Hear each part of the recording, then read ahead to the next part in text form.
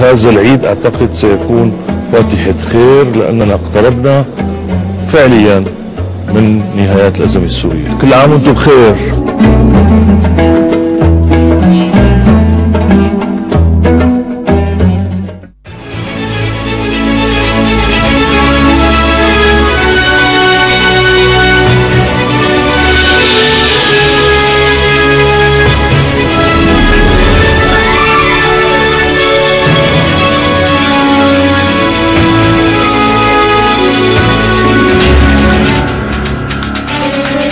President al-Assad performs the holy al-Adha Eid prayers at al-Sayyida Hasiba Mosque in Damascus.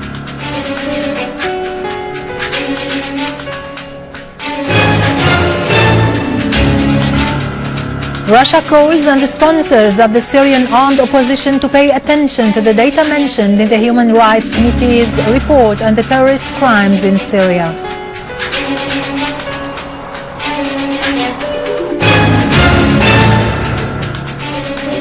Minister of Religious Endowment says Syrian pilgrims were deprived of al-Hajj this year due to an unjust political decision by the Saudi Wahhabism.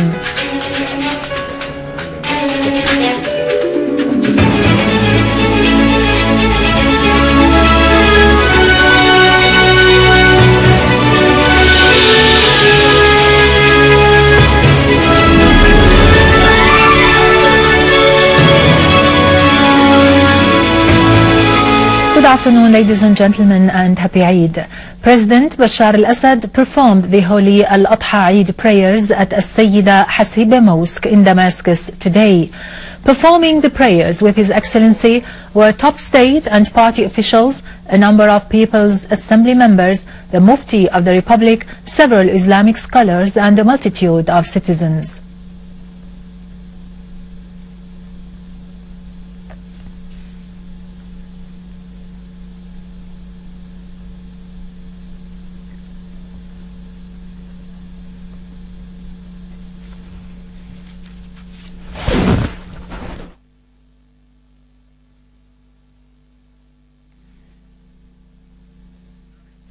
Sheikh Dr. Muhammad Tawfiq Ramadan al-Bouti, head of the Levant Scholars Federation, led the prayers, following which he delivered al-Eid's speech.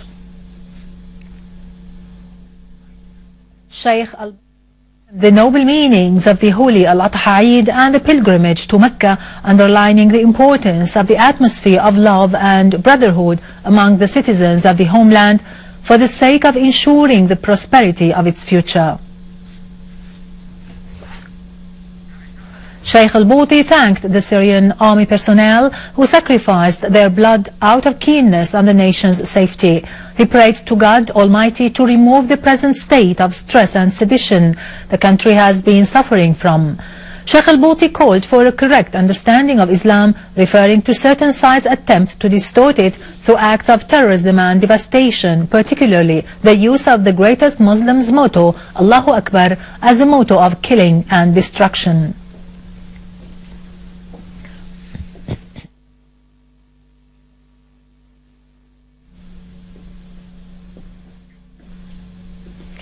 The pilgrims today started the first day of the holy al-Adha Eid with a sacrifice ritual after they had passed last night in al-Muzdalifah and spent the day yesterday on Arafat mountain, the most important pillar of al-Hajj. The pilgrims will leave al-Muzdalifah to Mina on this first day of al-Eid to throw al-Aqaba stones, then slaughter their sacrifices, shave their heads and move around al-Kaaba in what is known as Tawaf al-Ifada.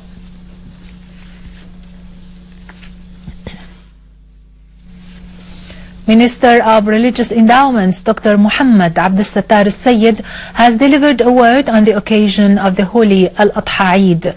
He stressed that the Syrian pilgrims were deprived this year of Hajj by an unjust political decision issued by the Saudi Wahhabism.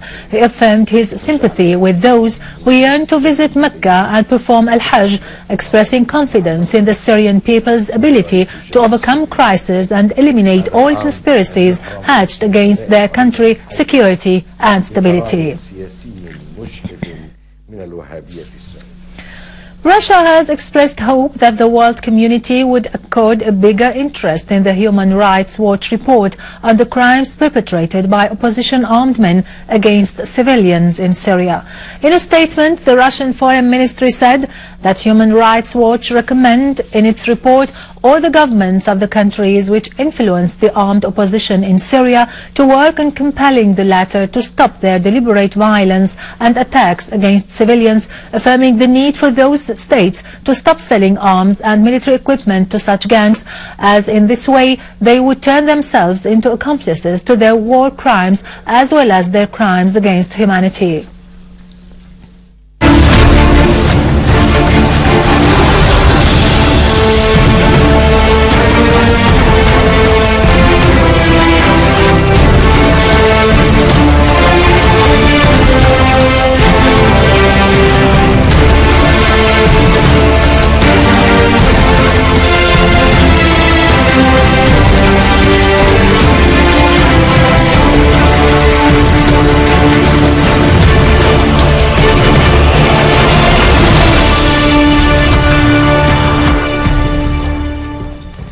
Back.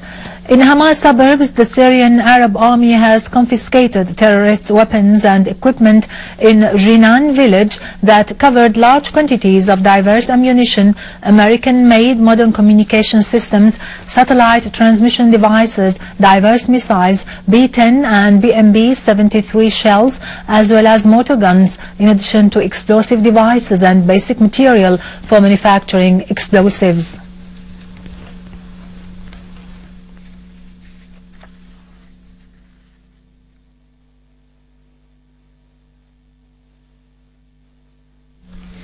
Also in Hama suburbs, the Syrian Arab Army units, in cooperation with the inhabitants, have restored security and stability to the villages of Al-Barghouthiyya, Al-Arshuna and Al-Afafira farm after eliminating the last terrorist gatherings there. The Syrian Arab Army also destroyed 2 terrorist cars loaded with weapons and ammunition north of Hmeimeh and 3 other cars on Castello axis and north of Al-Nayrab airport, as well as east of Haritan in Aleppo suburbs, killing all the terrorists. Hama-Aleppo road was opened to traffic after clearing 40 villages of terrorists. With this, we end our news for today. Thank you for watching. For more details about Syria and the region and to view this bulletin again, you can always visit our website in English, syriaonline.sy. Now to latest business and market news with Nariman Qassam, but after a short break. Happy Eid.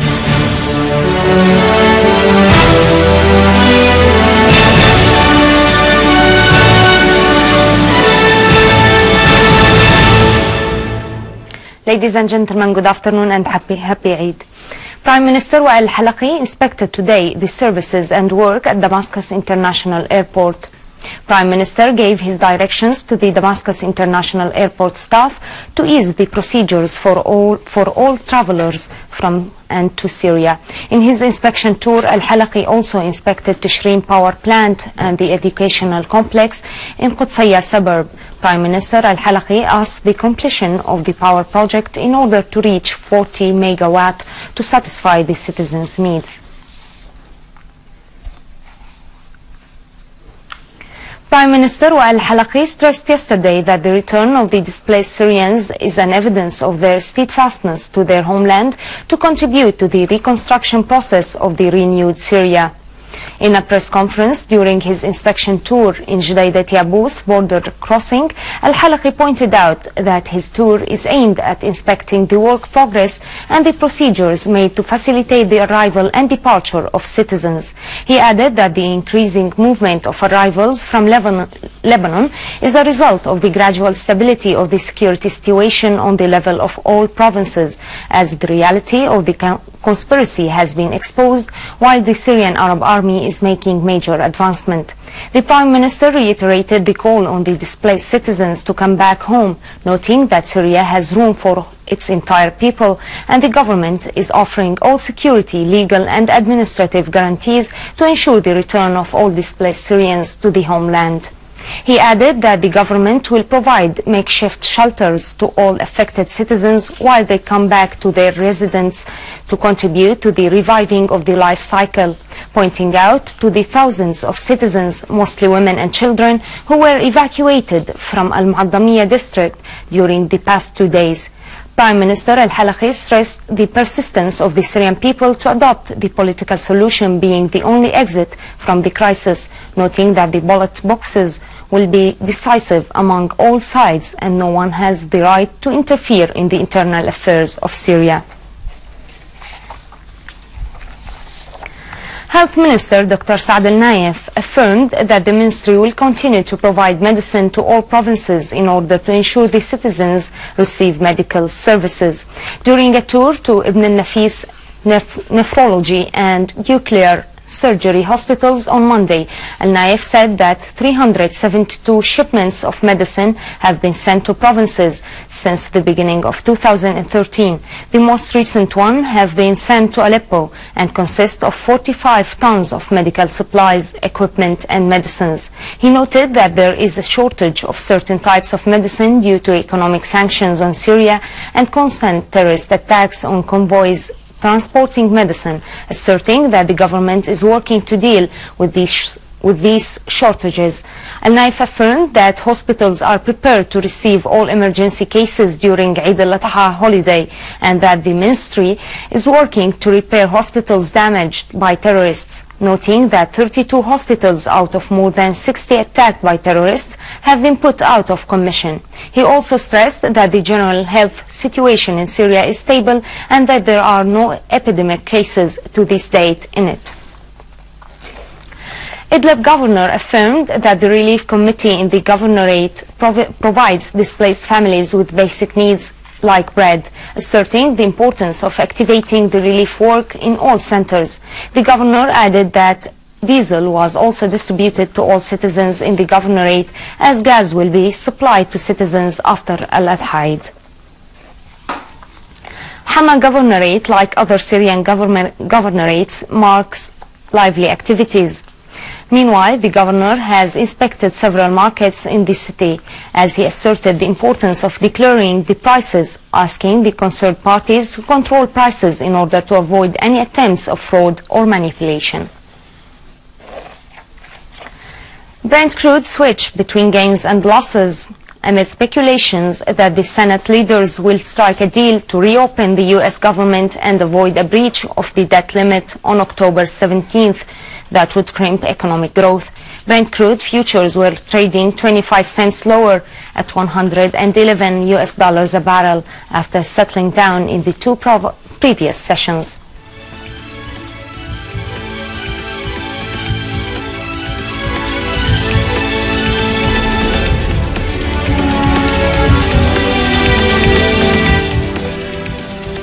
U.S. stocks rose, leaving the Standard & Poor's 500 index less than 1% from a record, amid signs that the lawmakers could reach a deal before the government loses its ability to borrow money in 3 days. European stocks rose for a fourth day. Japanese shares also rose, with the Topix index posting its longest winning streak in 3 months.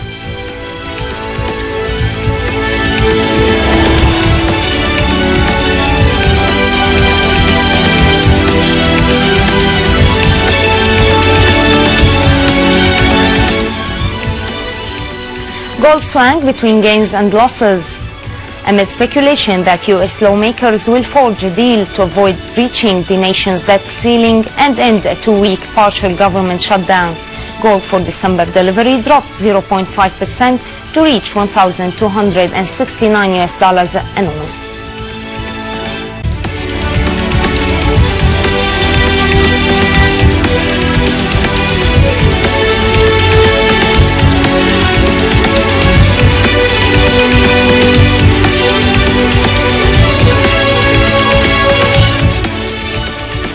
The US dollar slid against higher yielding currencies as equity markets signaled optimism about US Senate discussions on raising the nation's debt limit to avert a default, curbing demand for refuge assets.